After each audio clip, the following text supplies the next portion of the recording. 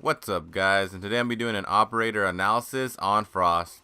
Starting off, we're going to be looking at Frost's primary guns. She has the choices between the 9mm C1 or her Super 90 pump action shotgun. So first I'm going to be talking about Frost's C1 submachine gun. Frost's C1 has a lot of power to it because it has 41 damage, but the gun is balanced because it has a low fire rate. Also, since patch 5.2 came out, Frost's C1 has virtually no recoil to it. And my favorite thing about the C1 is that it actually has a 35 round magazine, which is actually pretty amazing for most guns. So in most occasions, you're really not going to have an issue with reloading during a gunfight. Overall, the gun is very well balanced, it's very accurate, and I highly recommend picking it. And for my sights, I always run reflex sight on it.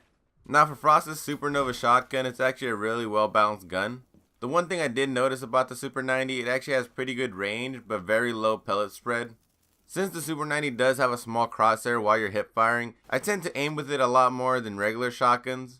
Also, one last thing to note about the Super 90, it does have a lot of kick to it, so you really got to control your shots when you're using it. Even though it is a pump action shotgun, Frost actually shoots it pretty quick, so it's very easy to miss when you start shooting really rapidly. Now for me, when it comes to picking these two, I usually pick the 9mm C1. I like having a lot of range in my gun, so usually I pick the submachine gun. And I love using the C1 because it has a lot of power to it, but barely any recoil.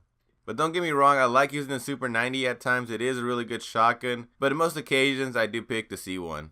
Now for Frost's sidearm, she actually only has one choice, which is the MK1 9mm. This pistol is actually pretty well balanced. It actually has a nice magazine of 13 rounds, and also it has 36 damage. And as usual, I put a suppressor on it. Now for Frost's gadget, she has the choices between barbed wire or a deployable shield. And both gadgets actually work pretty well with her, especially with her welcome mats. You could use your barbed wires to hide your welcome mats through it, or you could use the deployable shield so the enemy can hop over and hit a welcome mat. When it comes to picking these two, I always pick a deployable shield, but really it's up to your preference. Both work pretty well. Now I'm going to be talking about Frost's special ability, which is her welcome mats. Essentially, what a welcome mat is a bear trap that puts your enemy in a down but not out phase. There is one slight difference, which is that the enemy cannot move once they hit the bear trap. You can place the welcome mats anywhere around the map that's flat and has enough room. These welcome mats are actually pretty good, and the main reason is because you cannot see them once they're under a window. And the only reason experienced players know there's a frost trap under the window most times is because they identified a frost on the enemy team. Also, try avoiding placing frost traps where enemies could repel from. I mainly say this because the enemy could repel above the window and easily see the frost trap and shoot it. You only get 3 welcome mats, you gotta place them very carefully. One strategy you could do is place 2 welcome mats at one window. That way if the experienced player knows it's there, they'll shoot one welcome mat, but they'll still get hit by the other. Also, you could use your welcome mats not just for downing people, but also to distract them while they come in. Almost all experienced players actually look down as they vault over, because they probably know that there's a frost on the enemy team. Also, sometimes you could just place your frost traps on the ground because it's really hard to see them at times, and if a person's rushing, they could easily hit it. Now I'm going to be talking about the best way to utilize Frost. So you can really play Frost in 2 ways, which is either inside the objective or a roamer. She's a 2-speed, 2-armor operator, which makes her very versatile. That's why she can play the objective and roam. And really her main role is to really slow down the attacking team.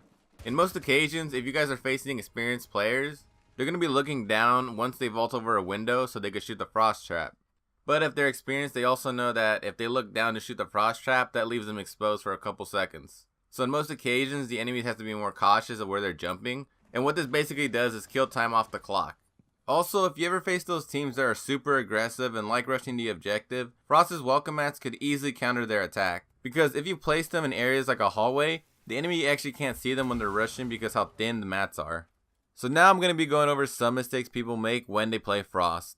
So the first and most common mistakes I see people make when they play Frost is placing the welcome mats too far away from them or a teammate. And if you're Frost, this is actually a really big mistake. The main reason I say this is because if you're not there to actually kill the person that hit your frost trap, most likely his teammate's going to rotate towards him and then he's going to free him. And if this happens, you basically just wasted a frost trap and an easy kill. So really the best place to put him is in side rooms. And I mainly say this because if you put a frost trap on a side room, in most cases the enemy actually is a lot less cautious when entering a side room because nobody's in it, unlike the objective room. So you're going to have a lot higher chance of hitting them with that frost trap. And since your frost traps are placed in a side room, it's a lot easier getting to them once the enemy actually hits it. One thing you could actually do is shoot the ceiling or the floor of where you're going to place the frost trap at. And what you're basically doing here is making it a lot easier for you to kill those enemies that hit those frost traps. In most cases, if an enemy hits a frost trap, they're probably going to have a teammate protecting them, so shooting them from below or above works really well. The next mistake on the list would have to be not telling your teammates somebody hit a frost trap. This is actually a pretty big mistake, and there's really two reasons why. First, the reason being, if you don't tell your teammates where the frost traps are at, and if enemy hits them, most likely the enemy team is gonna get picked up, and you just basically wasted a trap. And I'm mainly talking about situations where you're too far away from the trap, and you can't get to it in time. And the second reason is because if there is a gunfight going on and an enemy hits a frost trap, your teammate might not know he has one less enemy to worry about. Finally, the last mistake would have to be running towards a person that just hit a frost trap. Anytime you get an injured because of a frost trap, always assume a teammate's waiting there to protect them. So what you could do instead is pre-fire the spot you place the frost traps, or if you're confident enough as a player, you could challenge the person protecting them. And of course, if you shot the floor or ceiling above them, you could shoot them through that. And I know when you're frost, your first reaction is to run towards the frost trap and actually kill the enemy, but make sure it's always clear, don't be an idiot and run into the enemy's crosshairs. Now guys, I'm rating Frost on 3 things, which is loadout, gadget, and team efficiency. For Frost's loadout, I'm going to have to give her a 10 out of 10. I absolutely like her C1 submachine gun. It has great stopping power and a great magazine size with 35 bullets.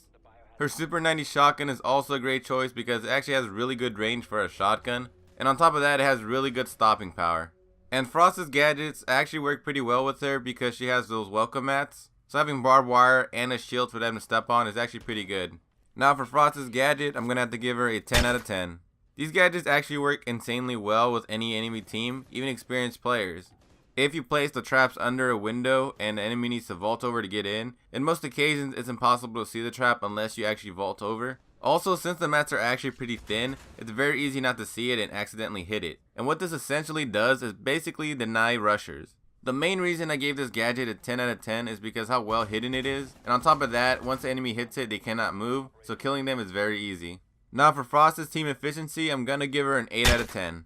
Frost provides a great counter for people that like being really aggressive, and she really helps out the team by slowing down the push. And on top of that, her frost traps basically deny any person that window, unless they want to take the risk of looking down and getting shot at. Also, if a teammate's trying to hold an angle at the objective and there's a window and a door beside them they have to worry about, then a frost trap could easily help them out by either denying a person that window, or at least alerting the teammate that somebody's coming by. And the main reason I gave her an 8 out of 10 for team efficiency is because once somebody hits a bear trap, it's one less opponent to worry about, which makes your odds of winning that round a lot better. Adding all 3 scores up makes Frost's overall score a 9 out of 10. Well, that's the end of the video. I hope you guys enjoyed watching. If you did, hit that like button. Also, if you want more operator videos like this, then check out my channel. And thanks for watching.